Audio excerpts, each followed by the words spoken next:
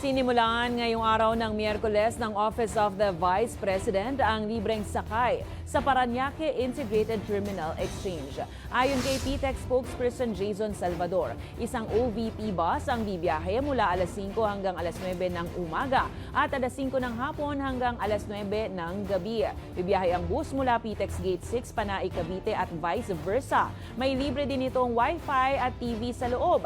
Ayon naman kay OVP Director for Operations Norman Baloro, nagkataon lang na sabay ang libreng sakay sa pagsisimula ng 3 araw na tigil pasada ng Piston at Manibela. Inaasahan namang ilulunsad din sa Visayas ang libreng sakay ng OVP.